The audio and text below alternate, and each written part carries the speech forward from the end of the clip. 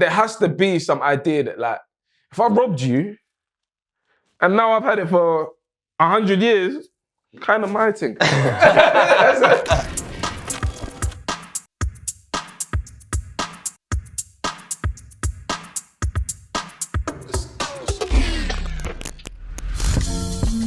Yo, this is Think Twice. Welcome. I'm your man, Benz. This is Tef.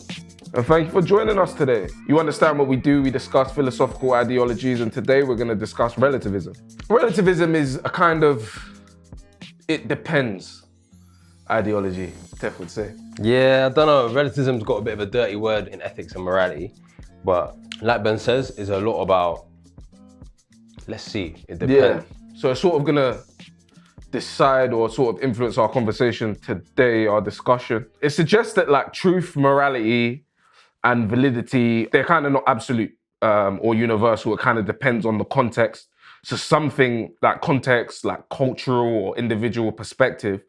So like what someone may consider to be moral may not be the case in another scenario. For example, some people find eating dogs okay, whilst other people don't.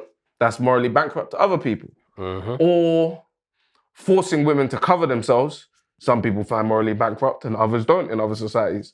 So that's basically the premise of relativism and how we're going to sort of guide our discussion or our talk today. And that leads us to our first question. Are historical symbols important in shaping modern society? Absolutely. I think they are so important. And the reason why I say they're so important is because art is important. Like, I think art is really powerful for all human beings. And if you think about like all the different forms of art that humans consume and enjoy and experience, it's very evident to me that art is powerful. And it was powerful right when humans first began telling stories.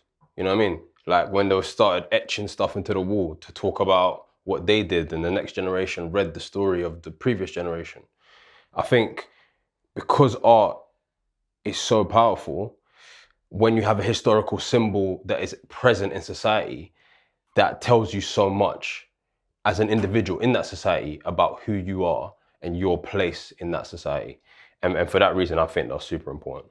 Yeah, we agree on that. They're essential. Yeah. I don't think anyone would disagree on that. Yeah. In fairness. They're essential in like cultural identity, like the collective memory of the group, which sort of shapes the identity of the group. Yes. Yes. Which is pretty important in like the history, heritage, and how you then intend on moving forward. Yeah. So they're essential. Yeah. I also think that they're essential in terms of like regulating human emotion. You will know, you did your masters in about how music affects the internal state of athletes. And I think all the art that we go to view when we go to a museum, we're trying to feel something. We're trying to feel something beyond ourselves. It's not just art though, right? Yeah, I think there's obviously multiple different things that change and regulate human emotion, but art is one of the big ones. Like, you think about all music, all symbols, all artifacts, all monuments, like paintings, like all of these are forms of art that change our emotion. The art is a vehicle for humans to like experience something or find themselves in something. Okay, therefore, we've got two subcategories that we were always sort of going to agree that they're important. I don't think anyone would truly disagree that they are irrelevant. Yeah. Therefore, if they're important, should statues of slave owners be removed from public spaces? Yeah, absolutely. Get them out of here. Get them gone. And I think going back to what we're talking about how it's so important about telling a story of a society, if you've got a slave owner, like just in the public space, it shows that you have not revised the story of that society. At one point, it was acceptable to own slaves. And now we understand that the story of humanity has changed. That's now reprehensible. And we look back at that history and we think that is reprehensible. And most people would express some shame that happened. Now that we have that new story, it needs to be reflected in our art. It needs to be reflected in our public spaces. And I think by leaving them up there, we're not revising on the story of the society, and we're leaving white supremacy front and center. And I feel like it's such an easy change to make. Yeah, I don't think it's that simple though.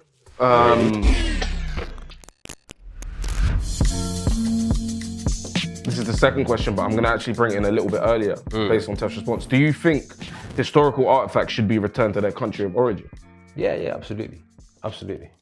I think they're like closely linked. And the reason why like statues have to be removed is because of the act that's taken place.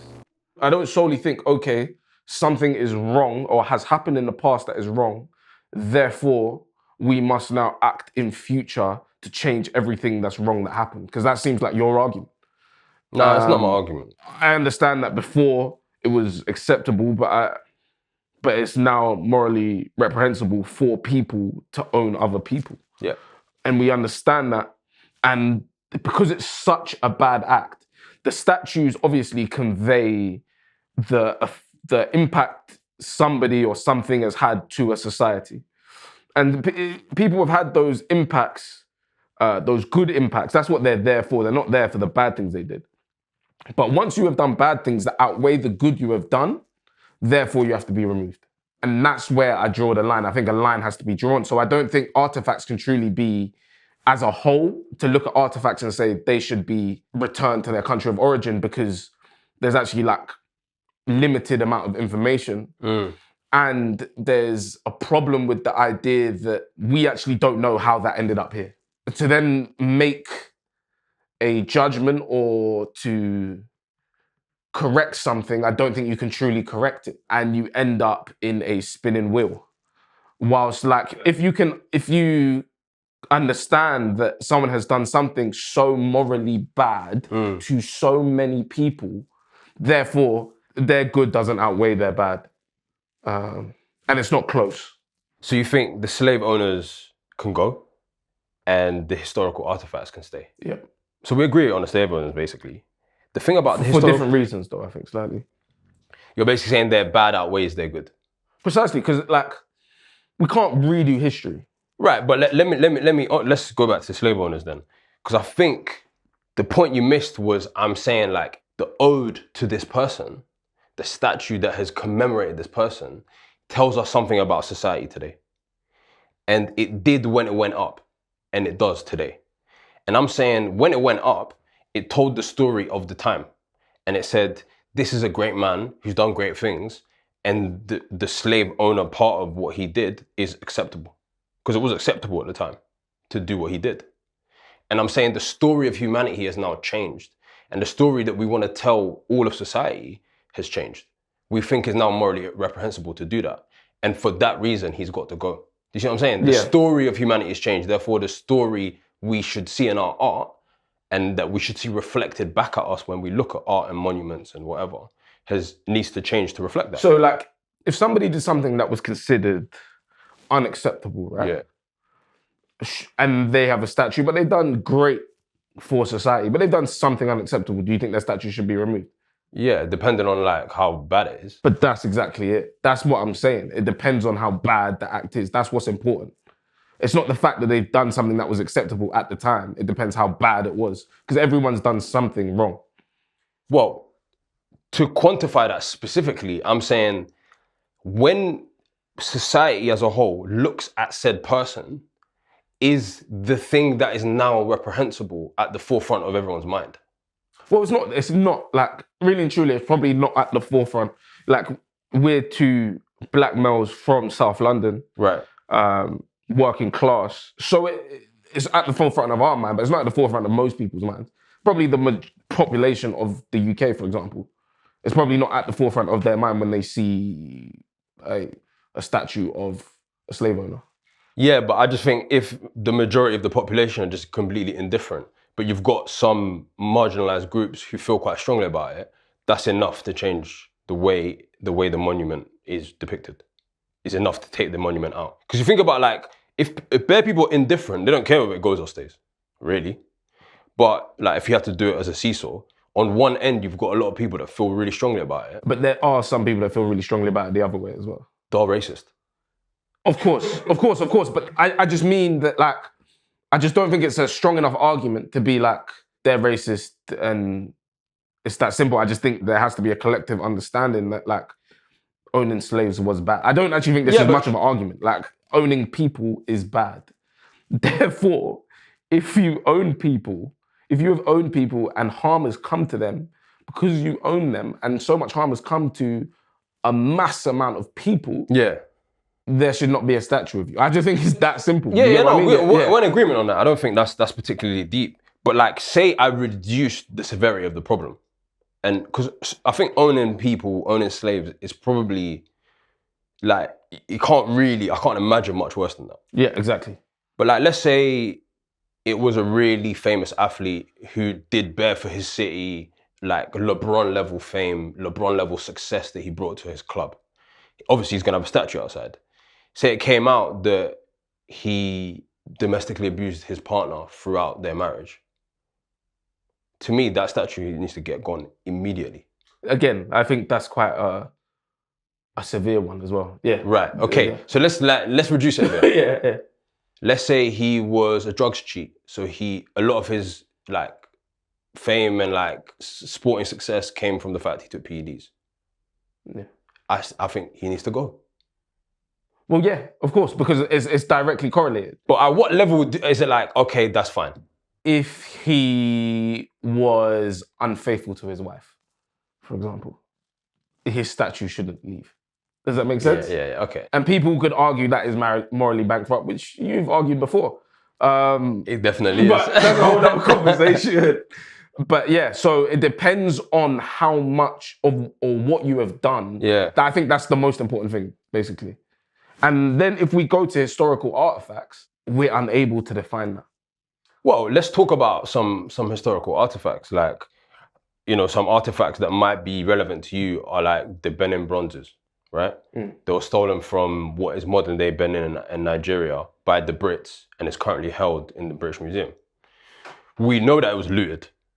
We know that they jacked that shit. We know that they colonized that area. We know that they sold slaves from that area. The Benin bronzes should go back to Nigeria and Benin. I'd actually say that's fair. So if you're able to understand the lineage of a particular artifact, then yeah. I think most artifacts have a lineage. Like a clear lineage. Pretty clear. Yeah. And I obviously, as we were preparing this episode in the week, obviously listened to a few moral mazes. You know how it goes. And some of the arguments I was hearing on the moral maze, when it came to like the actual title of the moral maze was how should Britain atone for its colonial past? And some of the arguments I was hearing were like British people basically saying, we're not sure about when we give it back, we're not sure about the safety of this artifact. And what do you think about that? I think that's ridiculous. Right. You have no sort of entitlement to it. Facts. Bro, I was listening to it, I was thinking, who the fuck do you think you are? Yeah, you're not entitled to it. So whatever happens to it, it should have never been yours in the first place. That's what I'm saying. A lot of historical artifacts, for example, like obviously weren't in this country. A lot of the ones in this country were looted from the empire. Do you know what I mean? Even like my country, they didn't colonize Ethiopia, but you guys are proud of that. Yeah, come on, I had to mention that first line. They didn't, but they invaded, and they, our most famous emperor, Emperor Tedros, they killed him in battle. Well, he actually committed suicide, he surrendered. And he went down in history as like one of our famous emperors who stood up to the Europeans. And what did the Brits do? They came in, jacked everything. Like historians say that they took so much gold, so much religious artifacts, so much like documentation from Tedros's court that they needed like 50 elephants to carry what they took. On top of that, they took his son. Held him basically captive in the UK from like 8 years old all the way to 18, and he died. And he's currently in Windsor Castle, buried in Windsor Castle. Ethiopia have been asking for his body back for like hundreds of years. And it's just like, what's going on here? Like, give it back. Do you know what I mean? Because this artifact, the body of Prince Alamayu, is important to the identity of Ethiopians. They see it as like part of their heritage. They can connect with it if it came back to the country. Do you know what I mean? And I think you need to consider that, like, that in the same way that the art mean something, like when you just see a statue of the slave owner, it means something to the people. That historical artifact means something to the people of its origin. Do you know what I'm trying to say? But we must understand that, like, what you're saying is completely right if the owner is identified. The issue comes when somebody says, I'm the owner, and another person says, I'm the owner. I think there is like quite a large problem. Yeah. And with the growth in population and the divergence of people, it's hard to determine who is the true owner. And I think once you can determine who the true owner is, give them their shit back. Yeah, but what if you can't determine the true owner, but you know for sure that the guy who's got it right now is not the right owner? He jacked it. So surely he shouldn't have it. Nah, I don't think it's that simple. Really? Because I think that there has to be some idea that, like, if I robbed you and now I've had it for 100 years, kind of my thing. That's the reality. Like, I've spent time looking after this. Yeah. I've spent time ensuring that it's still here. It's kind of my thing as well now. It's not that simple unless you know who the true owner is. It's interesting because I heard that argument on Moral Ways too. It was one of the better arguments. And I think in a philosophical sense, you've got a point. You've got a point that the ownership of the artifact, yes, had previous owners, but now your ownership is also part of the identity, the history of that object now. But I would still think like that period of time that you had it, it's not going to be erased if you give it back. It will still be honoured. Yeah, but you don't actually know who you're giving it back to. That's basically it. If you have the right person, give it back to them. Yeah. We're just talking about if the true owner hasn't been identified, and you have some idea, and you know it's definitely, well, it might be yours, but it's not originally yours. Yeah. I think that you kind of have to hold on to it because I just think you need to go through a process which is a bit more complicated, but you should still be relinquishing it at some point. Like you get everyone in a room and you talk about, make your case. I actually don't think the burden's on the person who has it at that time. Come on, like the moral burden is on the person who jacked it. If you can find them like relatively easily, I don't think the person that now owns it should raise mountains to try and find who to give it back. Really? I don't think so, no. But surely there's some benefit that they have derived from owning that thing. Of course. But like in theory, what you're saying works.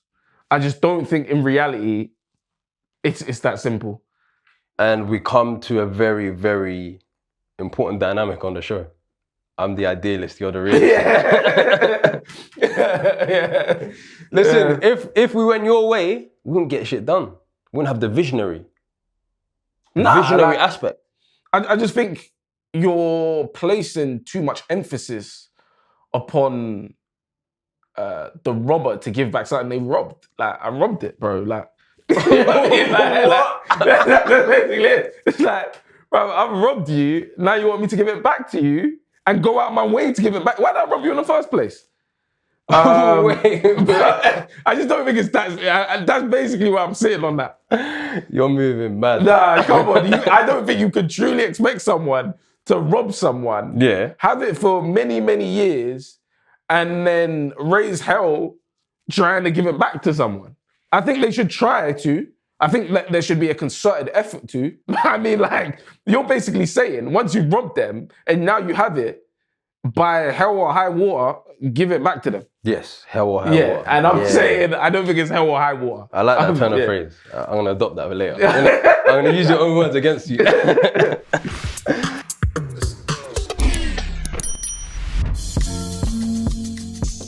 Now, onto the hot dilemma.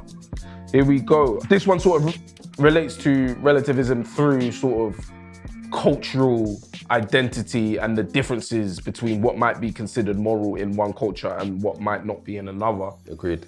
Okay, your friend wants to marry a woman, but her family sees pigs as cherished pets, even preserving the memory of their former pig with a stuffed representation of the pig in their home. That's mad. That's crazy. Crazy. Your friend's family and beliefs view pigs as impure and dirty.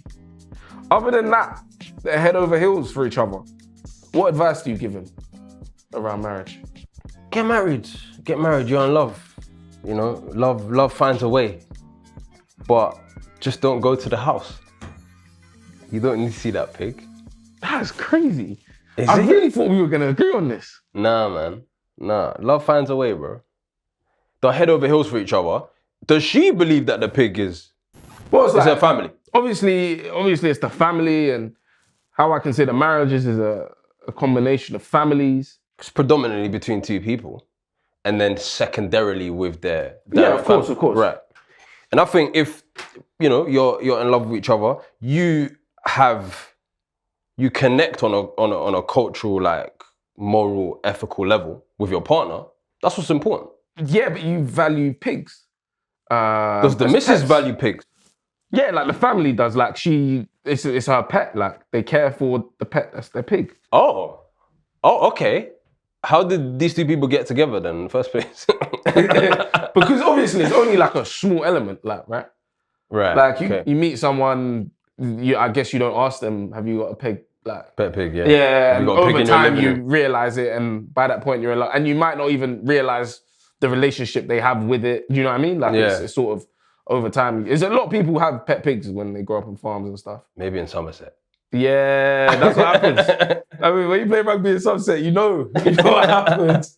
People have them, but like obviously, that's why it sounds kind of crazy to you, like hearing that. Yeah, that it sounds people, a bit mad. Yeah. It feels like, but no, I can actually pull up Insta, and one of my friends has a pet pig that you can see. That's absolutely wild. So what do you think about the dilemma, considering that she has some ties to this sort of pig thing?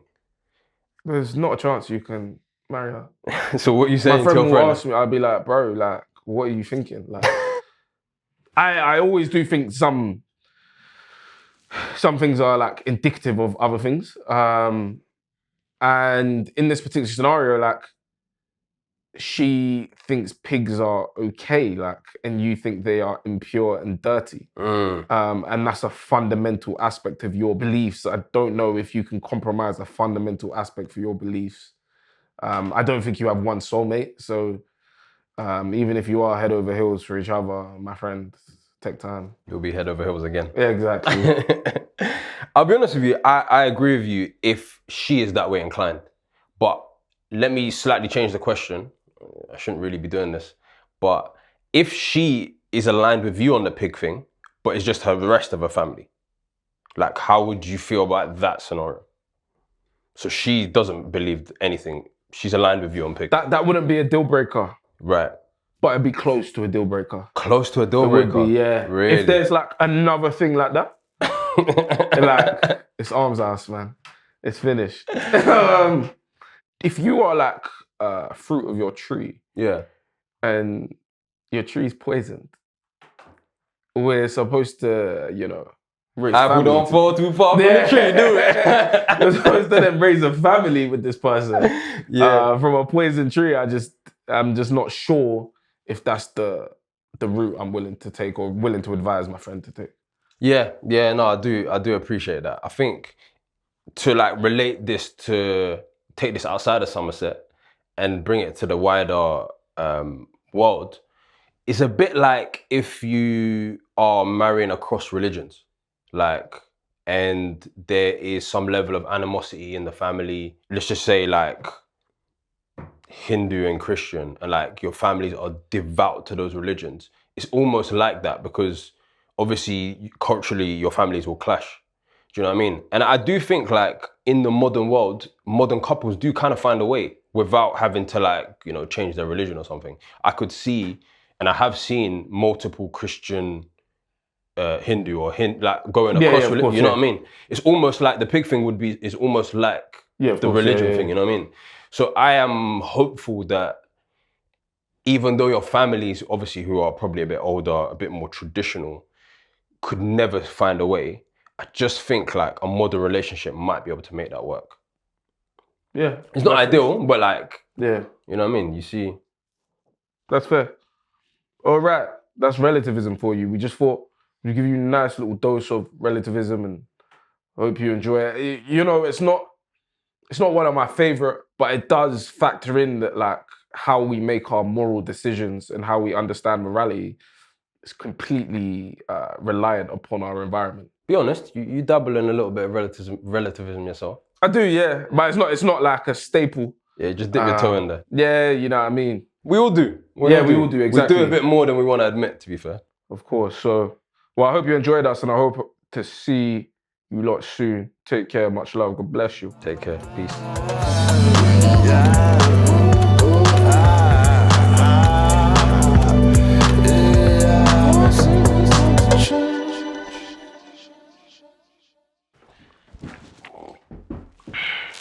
Right.